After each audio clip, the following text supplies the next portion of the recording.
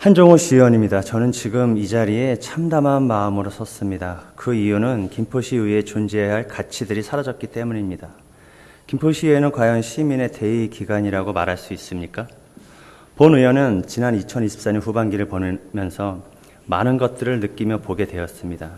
그것은 바로 김포시의회에는 51만 시민도 2천여 공직자도 언론인도 퇴직공직자에 대한 예의도 동료애도 이 모두가 존재하지 않았다는 사실입니다. 그저 정치적 이념만을 위해 부역자가 되었고 그 모습 속에서 공정과 상식은 무너지고 편협한 시각과 비양심적 자세로 예산을 난도질하는 권한밖의 모습을 분명히 보았습니다. 시민의 알 권리를 억압하고 극단적으로 집단의 이익만을 강조하는 정치, 그 속에서 저는 전체주의를 보는 것 같았습니다. 의회가 집행부를 견제하는 수준이 아니라 마비시킬 정도의 수준이었고 이는 공직자의 정당한 공무 수행을 차단하거나 방해하는 역할만 한 것은 아닌지 되돌아볼 필요가 있습니다. 그럼에도 2025년도 준 예산은 막아야 한다는 생각으로 집행부의 손과 발이 묶이고 입에는 재갈을 물려 뻥끗하지 못하게 하는 예산임에도 우리는 합의할 수밖에 없었습니다. 그런데 마치 이 예산 합의가 평화로이 여야의 합의로 이루어진 것처럼 포장하는 일부 의원들의 말썽에 저는 그 이중적인 모습에 경악을 금치 못했습니다. 그 합의에는 시민의 눈도 귀도 독거노인분들의 외로움과 배고픔도 언론의 자유도 모두 사장되었다는 사실을 아는 사람은 다 알 것입니다. 그럼에도 불구하고 새로운 희망을 갖고 시민의 대의기관으로서 속죄하며 시민에게 다가가 더 낮은 자세로 시민의 뜻이 무엇인지 귀담아 듣고 그 말씀을 예산에 담을 수 있도록 부단히 노력했습니다. 정말 희망을 갖고 전년도의 과오는 잊고 새롭게 도약하고자 하는 다짐으로 여야의 선을 넘어 시민만 바라보자는 일념으로 의원의 본분에 충실히 임해왔습니다. 그런데 여야의 선을 넘어 시민만 바라보자는 그것은 제 착각이었습니다. 지금 김포시의회의 모습은 어떻습니까? 지금 김포시의회에 존재하는 것은 전체주의에 입각한 듯한 편협한 사심, 증오심으로 복수의 칼을 휘두르고 또다시 시민은 안중에 없는 그저 내 뜻을 관철시켜 너를 죽이겠다는 어리석은 행태만 존재합니다. 본분의 망각을 넘어서 자멸의 길로 가고 있음을 저는 분명히 보고 있습니다. 우리는 지난 시간을 되돌아볼 필요가 있습니다. 거리에 내걸린 현수막에 시민들은 이렇게 말합니다. 시의회가 시민에게 정말 필요한가라는 의문 속에 시의회는 필요 없다라는 무용론을 이야기합니다.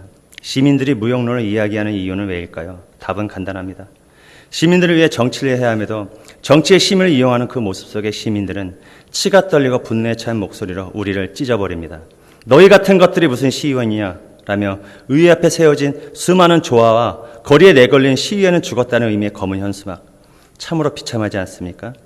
2024년 추경과 2025년도 본예산, 그리고 2025년도 1차 추경에서, 그리고 2차 추경에서도 전체주의가 지배하는 것 같은 느낌을 저는 떨쳐버릴 수가 없었습니다.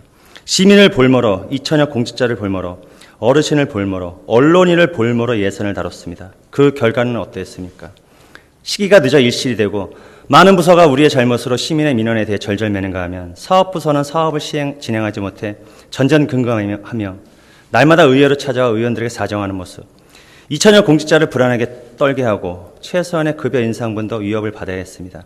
김포시의 의원이 그렇게 대단합니까?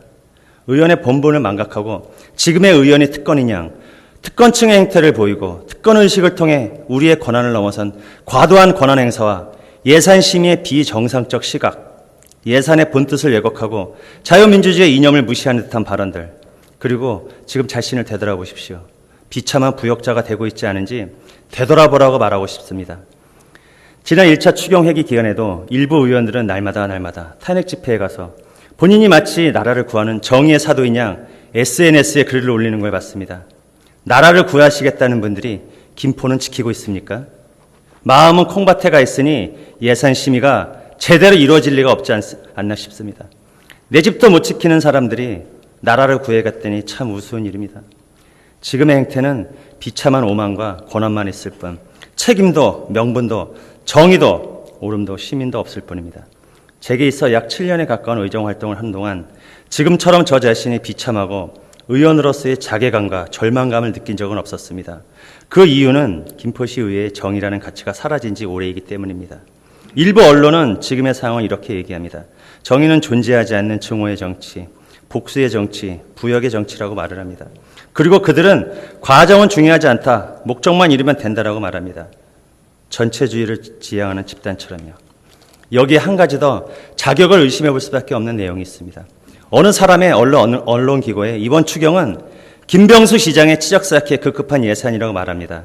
치적의 또 다른 말은 공적입니다. 그 뜻은 사전에 이렇게 나와 있습니다. 나라나 고을을 이롭게 한 공적이라고 말입니다. 그렇다면 야당 의원들도 김병수 시장의 공적이 못마땅해 이렇게 예산을 찍고 난도질하는 것은 아닌지 충분히 의심해 볼 만합니다. 예산을 통해 김병수 시장을 찍고 흠집내는 데 혈안이 되어 있다면 김포의 발전과 시민의 행복은 뒷전일 수밖에 없다는 사실을 반증합니다. 김포시 의회는 페어플레이도 김포의 발전도 없습니다. 그런 자격이 없는 의원은 사퇴가 답입니다. 아마 누가 그런 의원인지 언론과 시민은 명확히 알고 있을 것입니다. 그런 무능하고 특권의식으로 포장된 그런 의원은 사퇴하십시오. 같은 동료라는 것이 수치스럽습니다. 자유에는 책임이 따릅니다. 이것이 제가 드리고 싶은 마지막 충언입니다.